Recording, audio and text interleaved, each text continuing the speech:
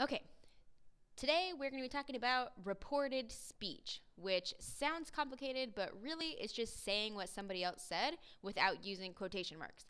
And you are actually used to doing this all the time. So you normally start this with decir plus K plus any form of any verb, basically. So your sentence can start with decir in the present, preterite, imperfect, conditional, future, subjunctive. It can start with decir in any tense, and then your next verb can also be in any tense, depending on how you want to use it. The most important one to think about is a subjunctive, because it can be kind of tricky. So first, let's just review the conjugations of decir.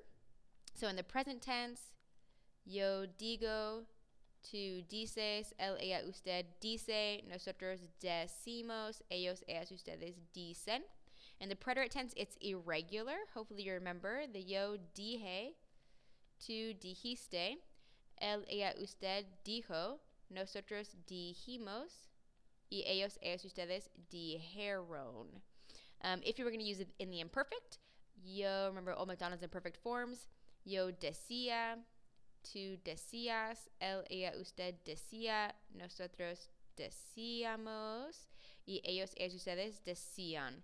So remember, decir means to say or to tell, depending on how you're using it. So present tense, I say or I tell. Preterite, I said or I told, like one time. And then decía, I used to say or I always said or I always told. So your sentence can start with any form of decir, and then, like I said, any form of the verb over here, and it depends on context. So in the first one, we're going to use the present tense. So mi mamá dijo que, so this is in the past tense, but I can use the present tense here depending on my context. So the present tense of ir is going to be va. So mi mamá dijo que va a visitarme este verano, which means my mom said that she's going to visit me this summer. So here I can use it with the preterite. So mis amigos dijeron que. The preterite for ellos, for visitar, would be visitaron. Mis amigos dijeron que visitaron a Cuba el año pasado. So my friends said that they visited Cuba last year. With the imperfect, mi esposo dice que. The imperfect of tener would be tenía. Pelo rubio cuando. The imperfect of ser would be era. So mi esposo dice que tenía pelo rubio cuando era un niño. So my husband says that he had blonde hair when he was a kid or a child. With a conditional, ustedes me dijeron que, conditional of estudiar for ustedes would be estudiarían para el examen. So you all told me that you would study for the exam. And lastly, because I couldn't fit future on the last slide, the future tense. Mi papá dice que. The future of venir is irregular. Remember, it goes to vendra. And the future for él would be vendrá a mi fiesta de cumpleaños. So my dad says that he will come to my birthday party.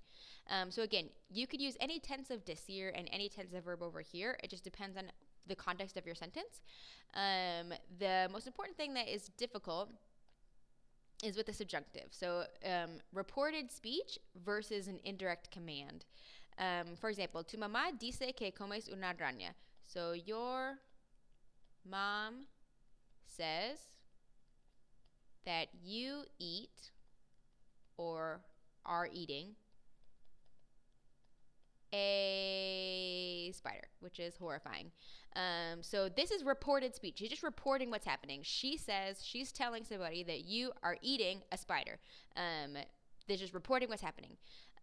You can also use this with the subjunctive, and it completely transforms the meaning of what you're saying. So here, the verb is in the indicative, regular.